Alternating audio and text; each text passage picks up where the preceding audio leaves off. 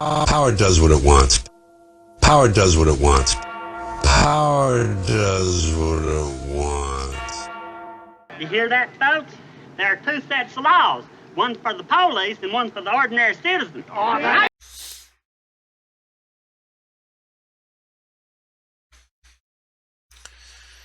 Hey everybody, it's Rogue Nation here with you. We're going to get into a story today. And first of all, let me say happy Valentine's Day to everybody out there watching. This is going to be a love story. This is also going to be an Associated Free Press video. And what that means is that anybody and everybody is allowed to mirror and share and distribute this video, right? Because like the Associated Press, they like to share propaganda amongst themselves. I think so should the auditors share stories that need to get out and need to be seen and need action taken.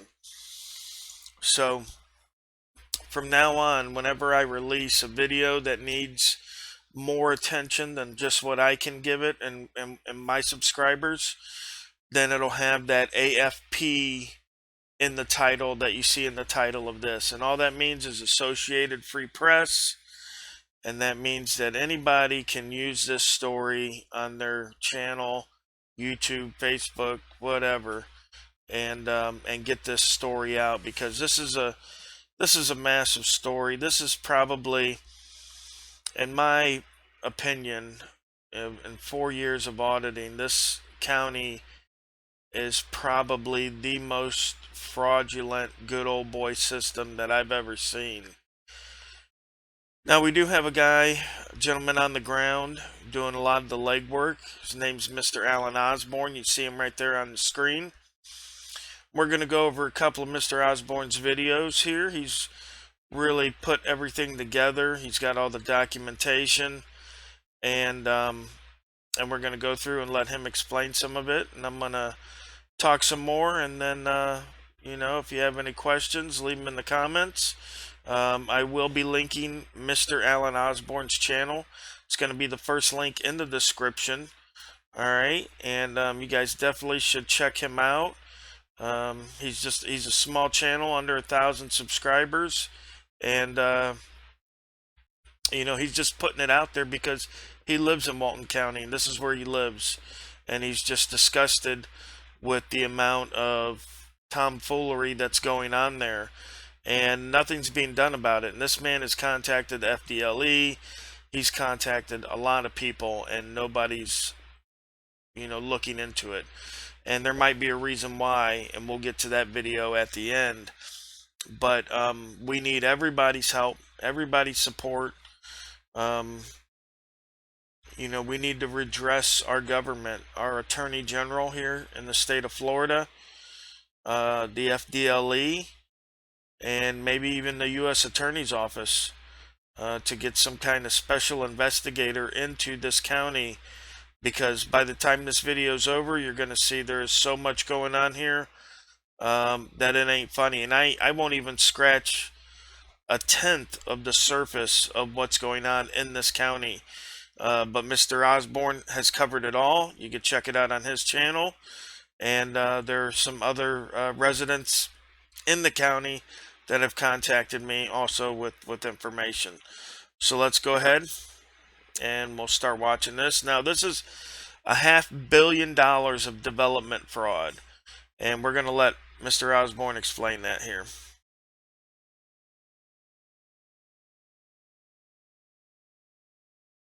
I think there's been at least $500 million of development fraud created over the Sandestin development of regional impact. And I believe it's occurred. The people have covered up the truth. And how it happens is this. These people right here are in charge of a staff. And the staff knows that the developer has falsely reported for 10 years of compliance. And the staff knows that they're not compliant. Yet the staff's given certificates of occupancy that banks use to fund loans. And that, my friends, is when the private market depends on the public's trust to make sure.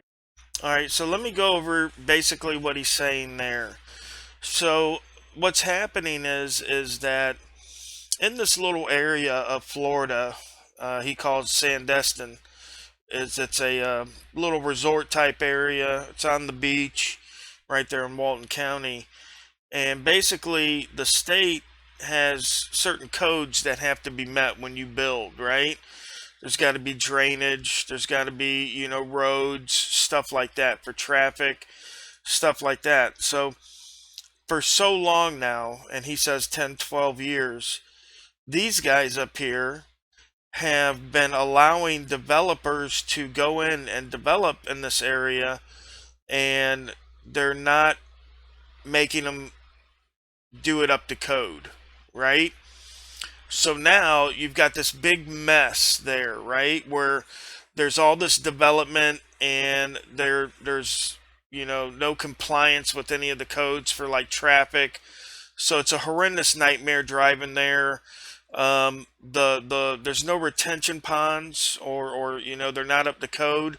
So all the fertilizer, all the pesticides, all that stuff is running into the bay, okay, and killing the bay there. It's, you know, it used to be pristine, not so much anymore with these guys in charge.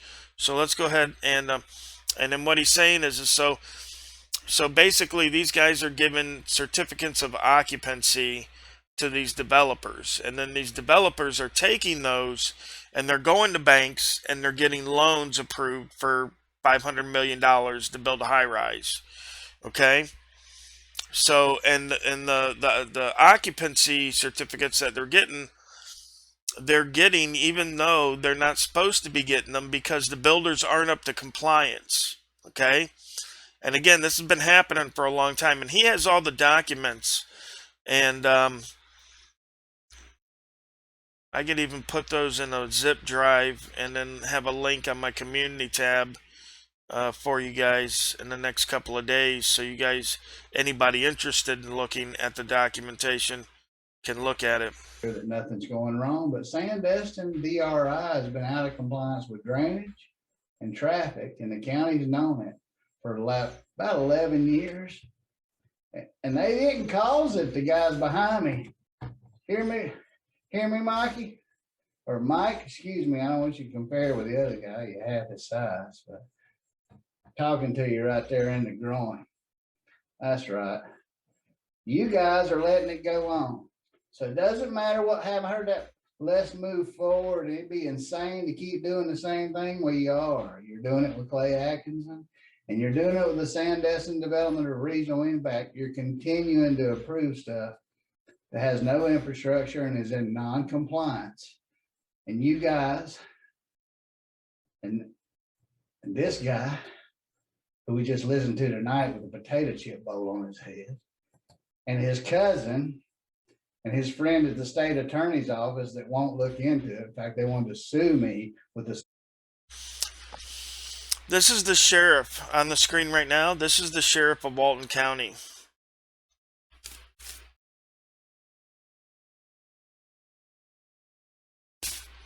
This guy on the screen right here is the interim county attorney.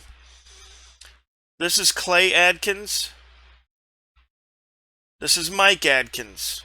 Okay, their family's very prominent in Walton County, and they've been in a lot of positions in the county positions. Not recently, over the last 100 years. Okay, his family has pretty much been in positions of power in Walton County. And the state attorney's office that won't look into it. In fact, they wanted to sue me with the same firm that is defending these guys, because this guy didn't want to get in trouble a long time ago and tell the truth. But right now it's these guys and this guy who are letting people like this break the law. And you know what's happening? they've borrowed $500 million. Now, folks, and Sheriff Atkinson, this is fraud of the highest level. And so far, county commissioners, Dana Matthews helped try to get the sheriff in Grand Fountain to be able to sue me because I wanted this enforced 10 years ago, and the sheriff ain't looked at crap. He met with me and Johnny Smith, and be happy to any day the sheriff wants to debate the facts. We'll sit down and do it on live TV. But there's been $500 million, and there continues to be. There ain't none of this moving forward speech. You might be with the TDC. Who cares? The bottom line is you're moving forward with Clay Atkinson, Scott Brandon, and some others, Matt Carpenter, who have known about the lie forever. And Glywell demanded 4 years ago, there wasn't no such thing as one Walton when Danny was running. He said, mark my words, if I don't do what I say. Well, Danny told us he'd get the information on that. And folks, Sandestin and the Bay pollution and the nitrogen levels, it's right before your eyes. But these guys and this guy, with the help of this guy, and Ghetto, this guy, and Larry Jones, they've helped somebody do this, in my opinion.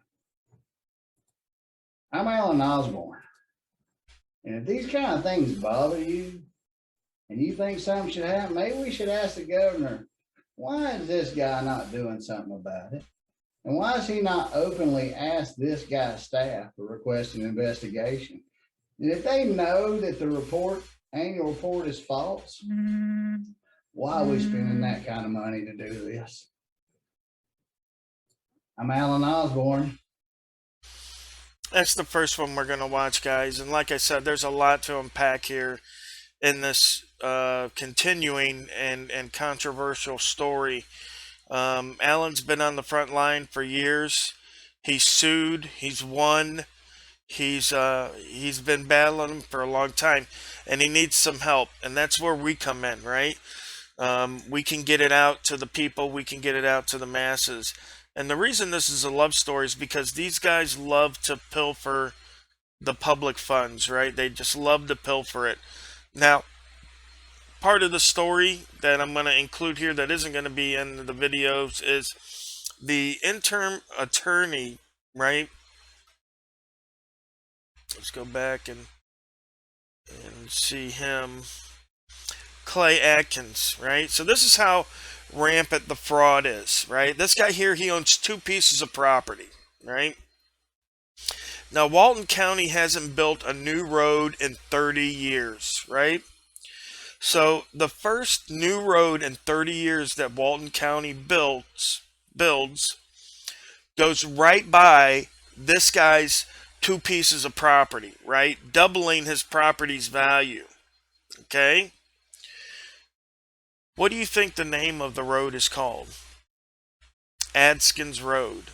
The road is named after his family, right? It goes right by his property, automatically doubles the property value. I mean, it doesn't get more blatant than this. I mean, these guys are running totally unchecked, unmucked, and again, we might see a correlation at the end of the video why this has been put under boots, and no one's been hearing about it. Nothing's being done. But let's check out another of the videos that we got for you here. Okay. There's a list too that the county commissioners and people are, people in the power in Walton County, they have a list of citizens, not citizens that have broken the law, but just citizens that ask questions, that create trouble. And of course, you probably have guessed by now, Mr. Osborne is on that list. So this is a video from a couple of years ago when he was talking to the Walton County Board of County Commissioners. So let's get into that.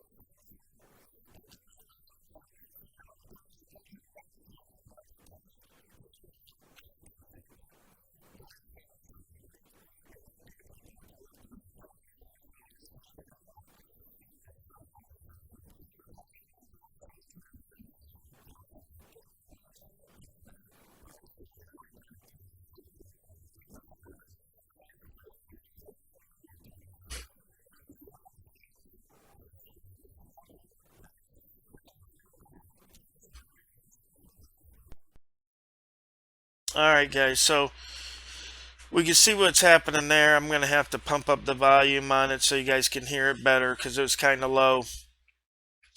So basically, they're putting citizens on lists that disagree with them, that speak out against them. You heard him say that he was put on the list after they paid him, right? Because they paid him in the lawsuit that he won against them, right? So this guy's out there, he's making the moves, he's doing the research, he knows everybody in the county, he knows them by name. He knows everything that's going on in this county because people are telling him, right? He's got his finger on the pulse of this county. I can't tell you how much information this guy's exposed on his channel. And it's a real small channel. He's not reaching a lot of people, but we want that to change, right? These are the guys that we have to support all over, right? These guys that are in these communities, living in these communities, know the ins and outs of the community and got their finger on the pulse of everything, right? This guy knows about everything that's going on in the county, and he's working to change for the better. So we saw the list, and like I said, that was a couple of years ago. But we're going to get into another video here that he did. And this one's about the sheriff, Mike Adkins, which is the county attorney's cousin. And what we're going to see... Good afternoon.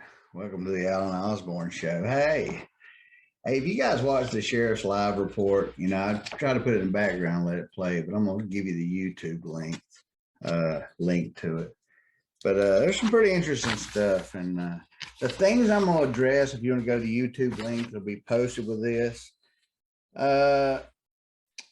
Sheriff Atkins on, I believe it's the 14th, or what was that, yesterday? Anyway,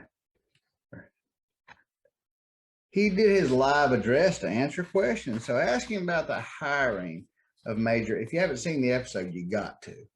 Of the Walton County Sheriff Michael Atkins is live asking questions. So asking about his latest hire to run the jail, Major Corey Godwin. And at 20... Now this will show you just the depths of the corruption, the good old boy system here in Walton County. It's going to be about 6 or 7 minutes on this video. Let's check it out.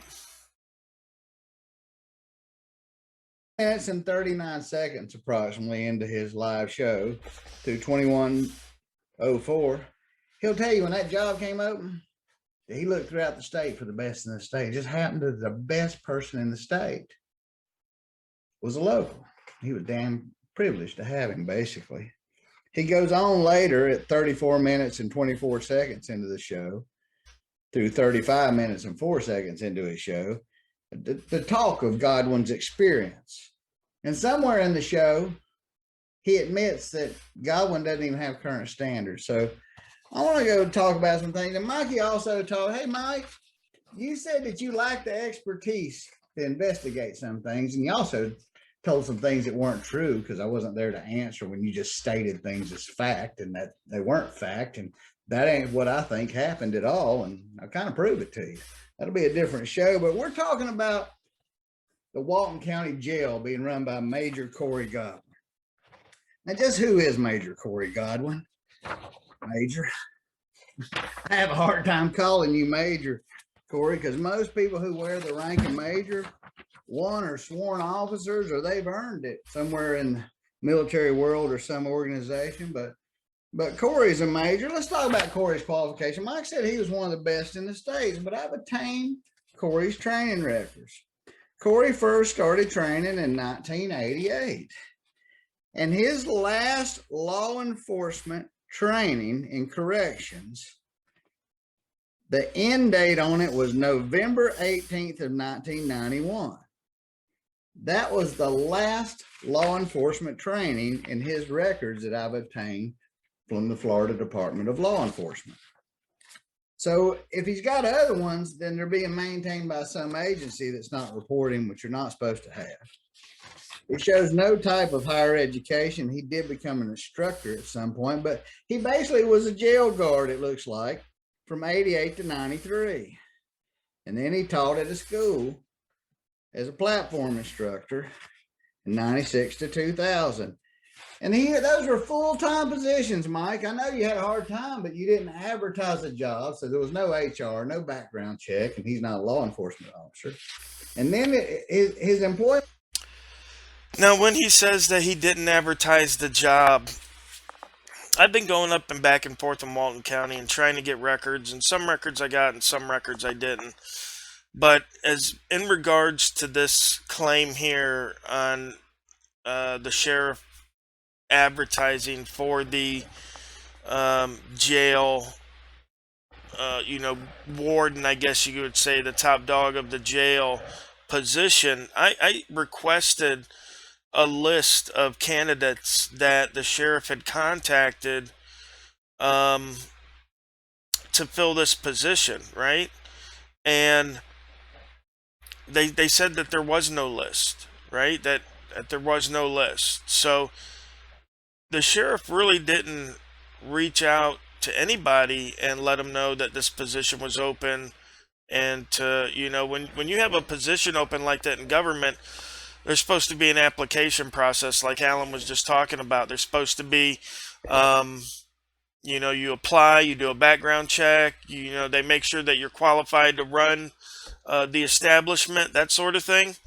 None of that happened here, and we're going to find out why. Alan's going to tell us why.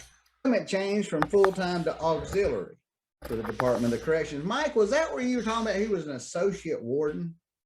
Was he an auxiliary associate warden? Because he didn't say he was full-time.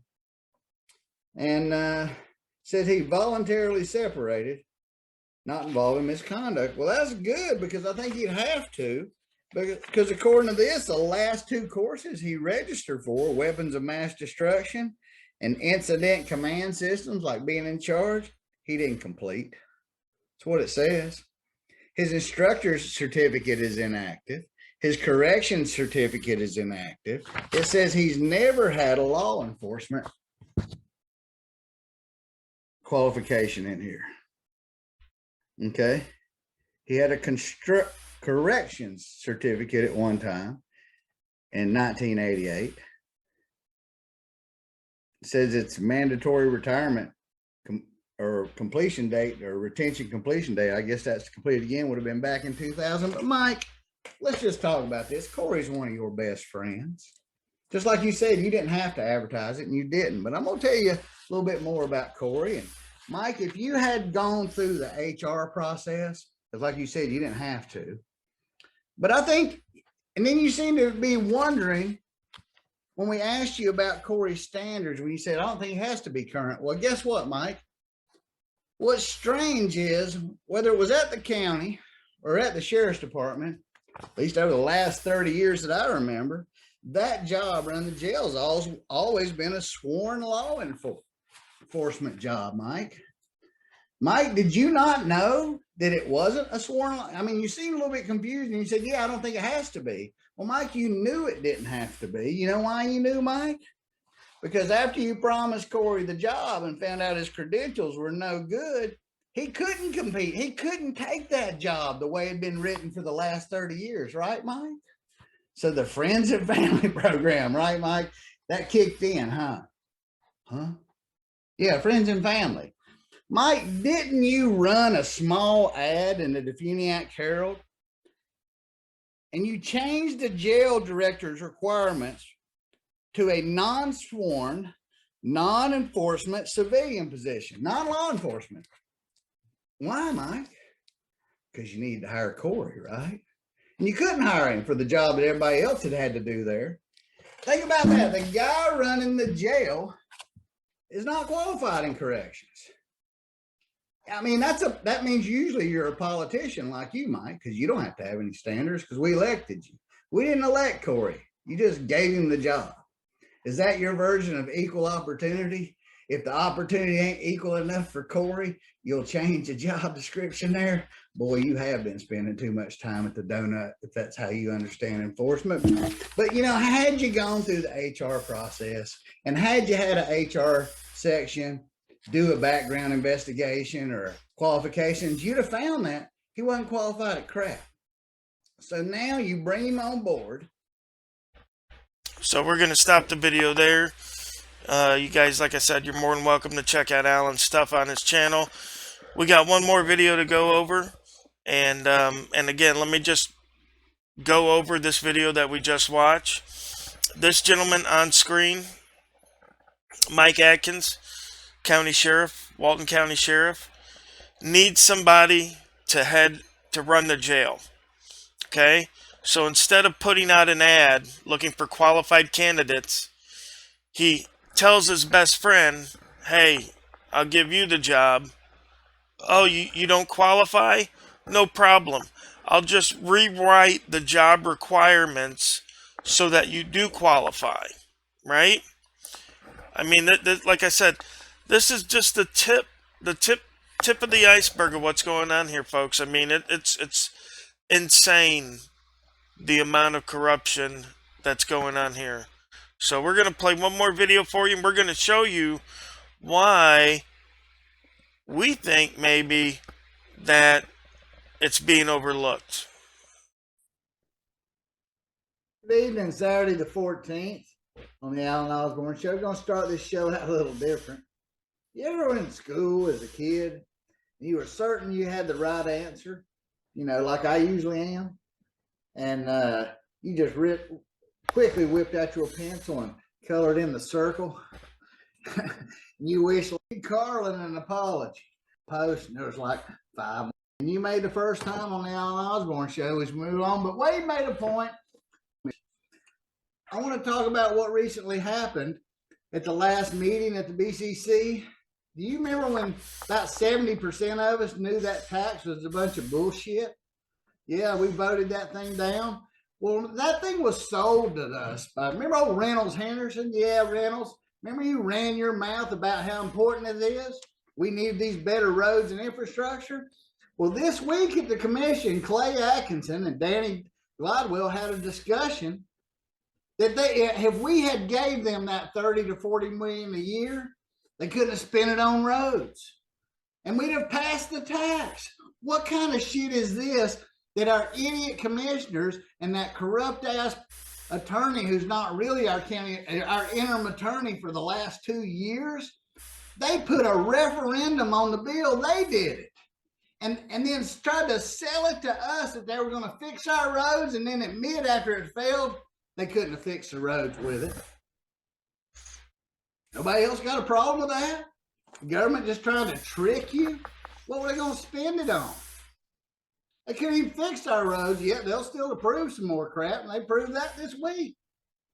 You know who else was pushing out taxes? We didn't understand. Robert Nelson. And he got a reward job, just like we do in the county. If you toe the line, you get a reward job. Robert Nelson's on the planning commission. He wanted you guys to vote for the tax. 70% of you thought Robert was an idiot compared to the way he voted versus you voted. And now the attorney says we couldn't have spent it on that, but Robert's going to get up there and approve stuff to drive on the roads that won't be fixed and be overloaded. You can't make this shit up.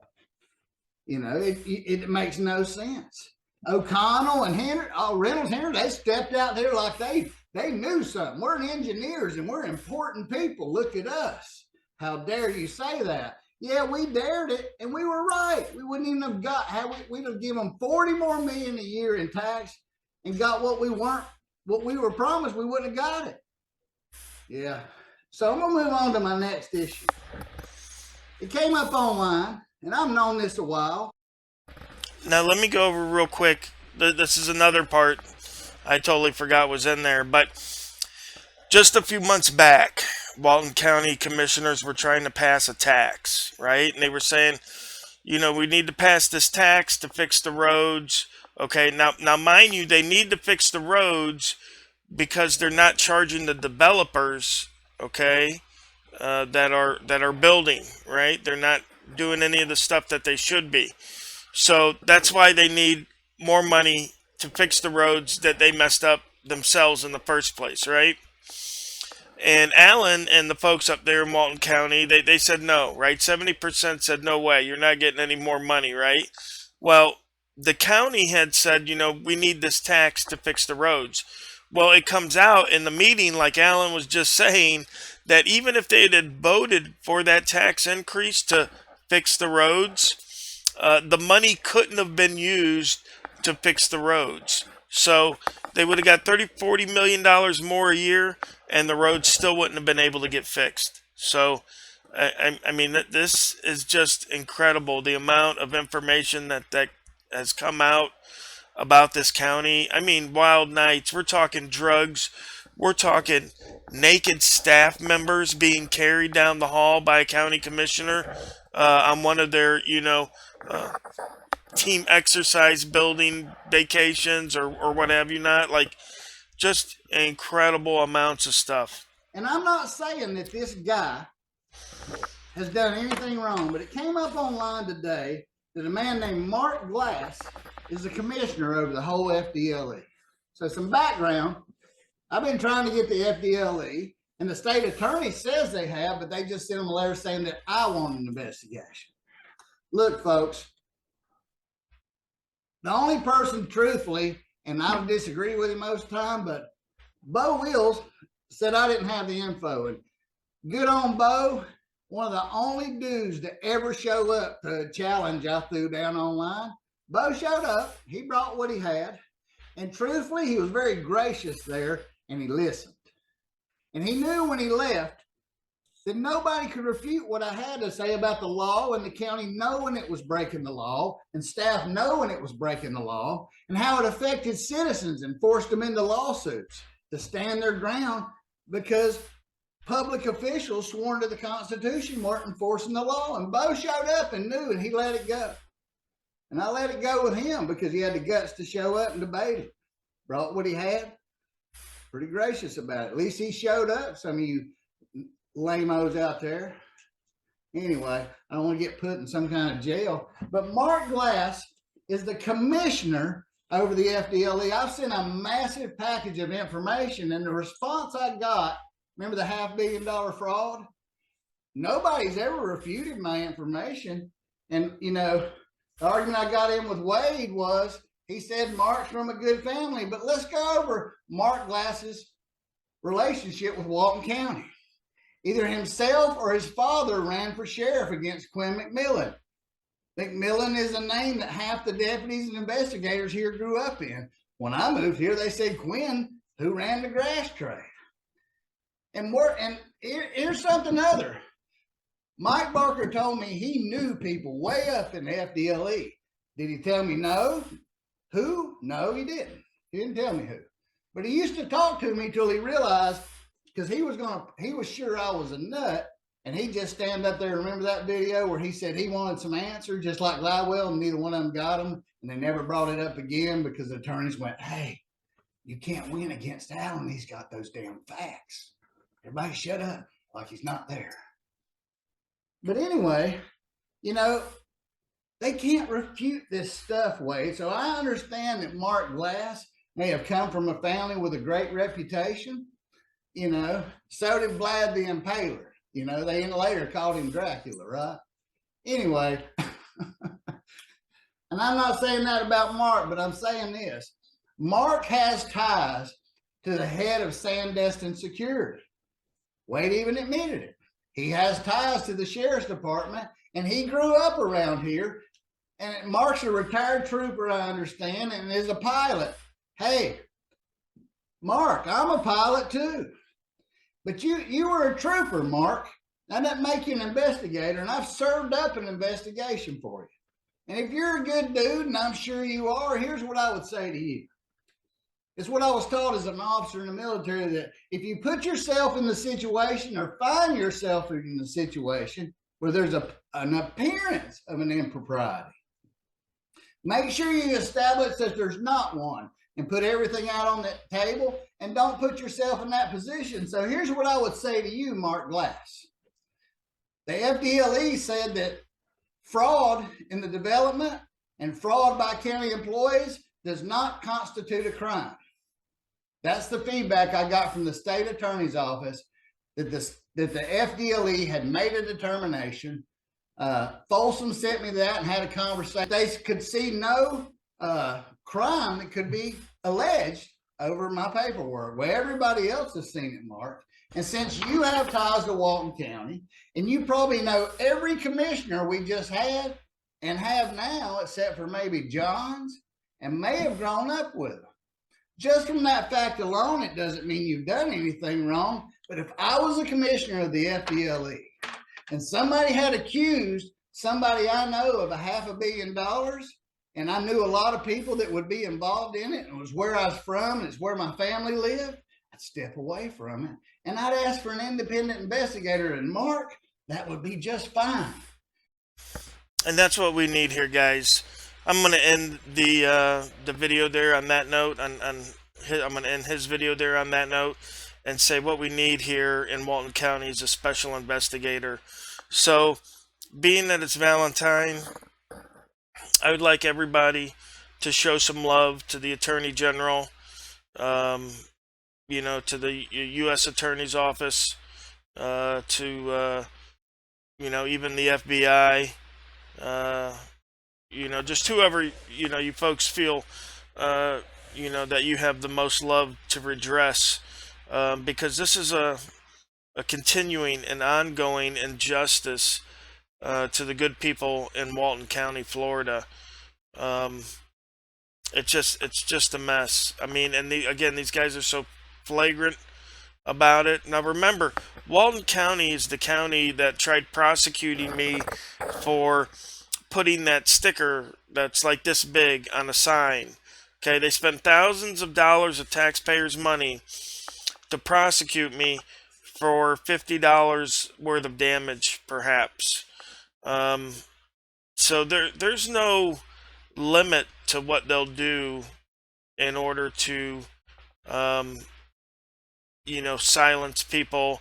They tried to get me to sign a plea deal to stay out of Walton County for a year. Now, who would want to kick somebody out of the county for a year unless it's somebody that you're afraid of, that you're afraid is going to be poking around and looking for information, and you don't want to give it up.